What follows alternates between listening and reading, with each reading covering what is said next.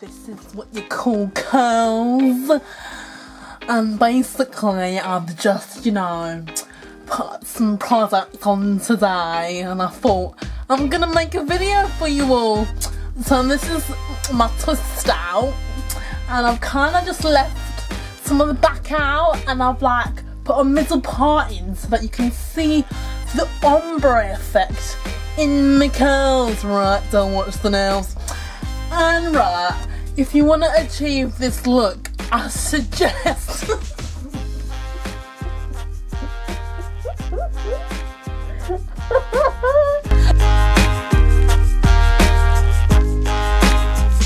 So I asked you to ask me any questions that you have.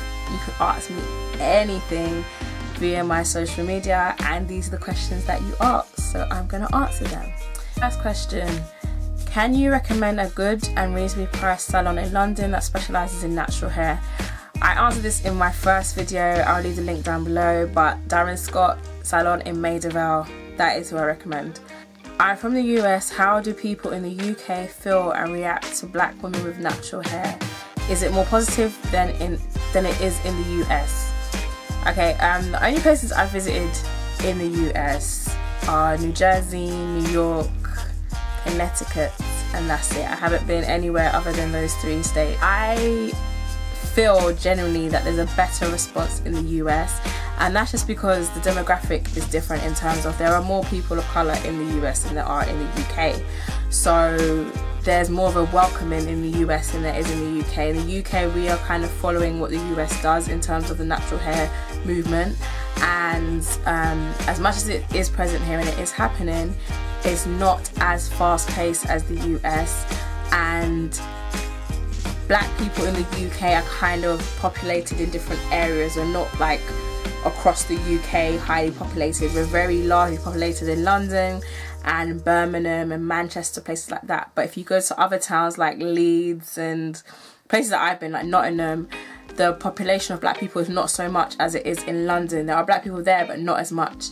And me personally, I've just experienced that it's more of a positive welcoming in the US than in the UK.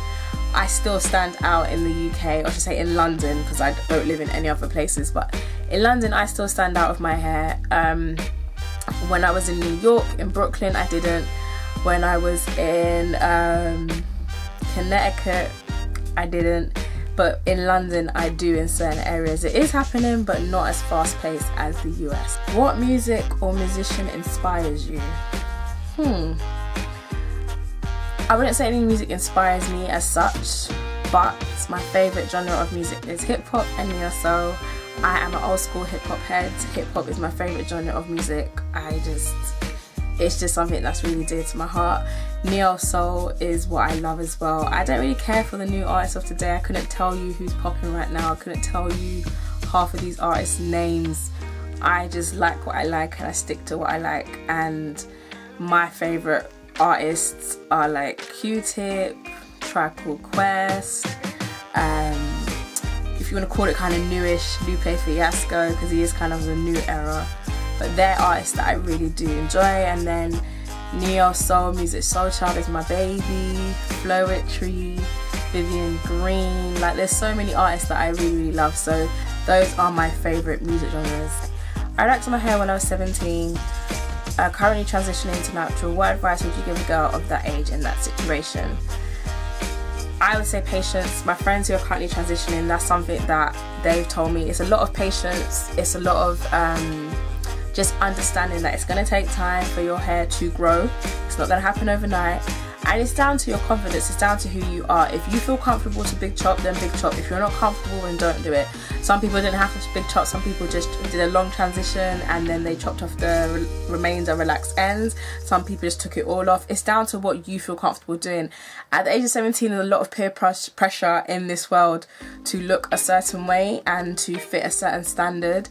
If you are comfortable in the way that your hair is and the way that you want to wear it, then be comfortable in it. If you're not comfortable, there are different alternatives. You know, you can get wigs and weaves. That's not something that I personally wear, but if that's something that you are comfortable wearing, you can do that until you're ready to big chop or till you're ready to wear your hair out. It's down to you really, but I would say it's patience, patience, patience. That's what is required for anybody who has natural hair, because it's something that requires a lot of attention, a lot of time, a lot of effort, and you just have to have patience. That's the key to anything within natural hair. So I just say take your time and do what's right for you. Make sure it works for you. If you weren't a blogger, what would your career be?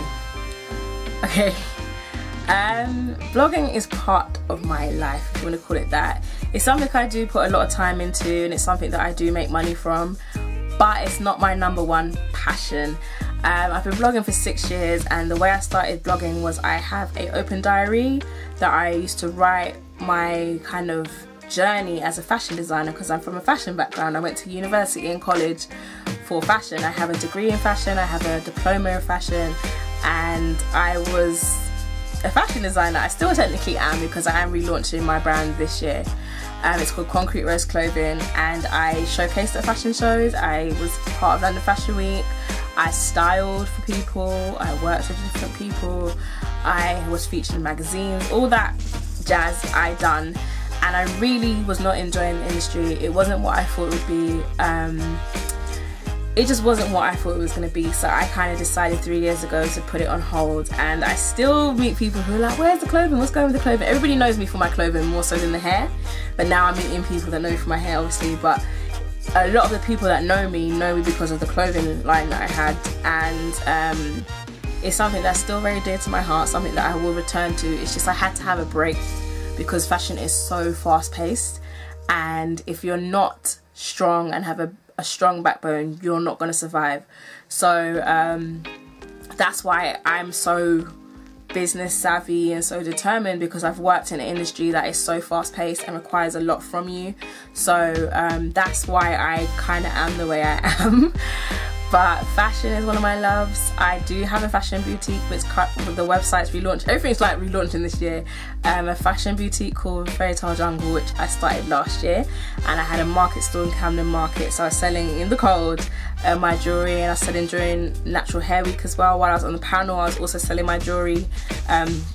These are some of the pieces from it, and I have like necklaces and bangles and all that stuff. So that's relaunching this year. Last year was kind of a learning curve for me. It's very different to launch your own business. It's very hard, and I learned a lot from my first year. So I've decided to reconstruct my whole brand, and that is relaunching this year. And I'm also a painter, so I do artwork, but I only really started doing artwork again last year, and I did my first ever exhibition last year as well. And that was really, really eye-opening. I don't like to call myself an artist, because I don't think I belong in the art world, if that makes sense. I think the art world can be very, very weird, and it's not something that I really want to get into as such. I don't really want to do big scale things like that. I just enjoy painting. I just love to paint. It's something that relaxes me, something that makes me happy. And I do sell artwork, but it's not my main income or anything like that. It's just, if anyone wants painting, I charge them, I paint. Like, it's just that kind of thing. I don't do it as a career. So that is just one of the many things I do. I do a lot of things. I do brand consultancy, where I help brands kind of, you know, get brand awareness and stuff. And then I also do UKnaturals, which is one of my passions, but it's not my main career. Long term, I have a lot of ideas that I want to do and a lot of things I want to do. I think I'm only like this much into this much of what I'm meant to do. So these right now are the things I do, and I really, really enjoy what I do, and I'm very lucky to be self-employed and be in a position where I can do things that I love. So that is what I would do, or kind of what I do, if that makes sense. Are you in a relationship, and if so, how does your partner feel about your natural hair? You girls single, okay? Don't have a man. I don't. I was dating somebody a few weeks ago. We're not dating anymore, but he never had a problem with my hair. He really, really enjoyed my hair. My ex, who I broke up with last year in March, he never had any issues with my hair.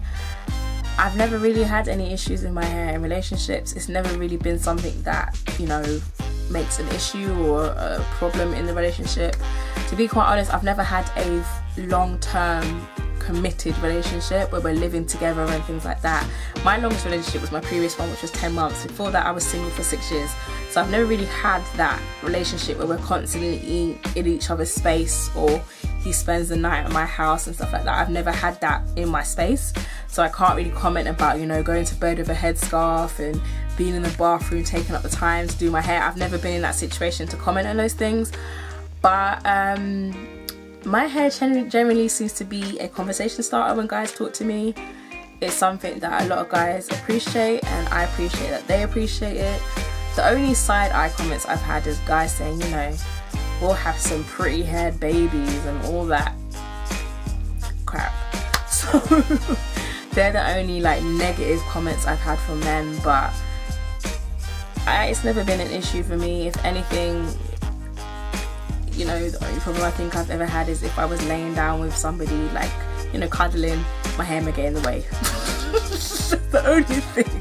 So those are the answers to your questions. I really like doing this, so if you have any questions that you want me to answer in the next one, I'm gonna try and do this like once a month. Leave your questions down below and I will answer them, or you can ask me via Instagram, Twitter or Facebook and I will answer them for you.